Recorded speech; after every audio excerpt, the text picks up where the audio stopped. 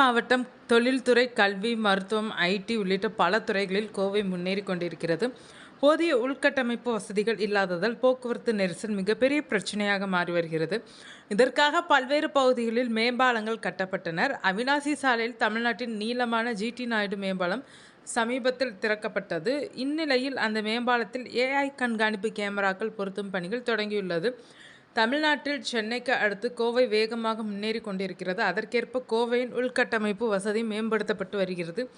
முக்கியமாக கோவை மாநகரின் மக்கள் தொகை மட்டுமே 30 லட்சத்தை கடந்துள்ளது. தினசரி மற்ற மாவட்டங்கள் மற்றும் பல்வேறு மாநிலங்களில் இருந்தும் கோவைக்கு ஏராளமான மக்கள் வருகிறார்கள். இதன் காரணமாக மாநகர சாலைகளில் போக்குவரத்து நெரிசலும் அதிகமாக உள்ளது. இதை சரி செய்வதற்காக முக்கிய பகுதிகளில் மேம்பாலங்கள் கட்டப்பட்டனர். அந்த வகையில் கோவை மாநகரில் ஏற்கனவே உக்கடம் மேம்பாலம், அவிநாசி சாலை மேம்பாலம், காந்திபுரம் மேம்பாலம், கணபதி டெக்ஸ்டைல் பாலம், வடகோவை மேம்பாலம் உள்ளிட்டவை உள்ளனர். சாய்பாபா காலனி பகுதியில் மேம்பாலம் கட்டப்பட்டு வருகிறது.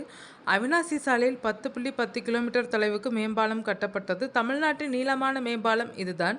இந்த மேம்பாலத்திற்கு தமிழ்நாடு அரசு ஜி.டி. நாயுடு பெயர் சூட்டியது. கடந்த நவம்பர் மாதம் முதல் இந்த மேம்பாலம் மக்கள் பயன்பாட்டிற்கு வந்தது. அவிநாசி சாலை கோவையின் இதய பகுதியில் உள்ளது. மாவட்டத்தின் முக்கிய கல்வி நிறுவனங்கள், மருத்துவமனைகள், தொழில் நிறுவனங்கள் அங்கு உள்ளனர். இந்த மேம்பாலம் மக்களுக்கு நன்கு பயனளித்தாலும் 10.10 கிலோமீட்டர் தொலைவு இருப்பதால் வாகனங்களை அதிவேகமாக இயக்கி விபத்து ஏற்படுத்துதல், வாகனங்களில் சாகசம் செய்தல் போன்ற சம்பவங்களும் அரங்கேறி வருகின்றன. இதை சரி செய்வதற்காக ஜி.டி. நாயுடு மேம்பாலத்தில் ஏஐ கேமராக்கள் பொருத்தி கண்காணிப்பு செய்யப்படும் என்று தமிழ்நாடு அரசு கூறியிருந்தது. இதற்கான பணிகளை மாநில நெடுஞ்சாலைத்துறை தற்போது தொடங்கியுள்ளது. மொத்தமுள்ள 10 கிலோமீட்டர் தொலைவில் 45 ஏஐ கேமராக்கள் பொருத்தப்பட உள்ளனர். இதற்காக ரூபாய் 3 கோடி நிதி ஒதுக்கப்பட்டுள்ளது. போக்குவரத்து விதிகளை மீறுதல், விபத்து, அதிவேகம் உள்ளிட்ட பல்வேறு விஷயங்களை கண்காணிப்பதற்கு ஏஐ கேமராக்கள் பயன்படும் என அதிகாரிகள் கூறுகிறார்கள். கேமராக்களுடன் மேம்பாலத்தில் 18 LED திரைகளும் வைக்கப்பட உள்ளனர். விதிமீறலில் ஈடுபடும் வாகனங்கள் குறித்து அந்த திரையில் ஒளிபரப்பப்படும்.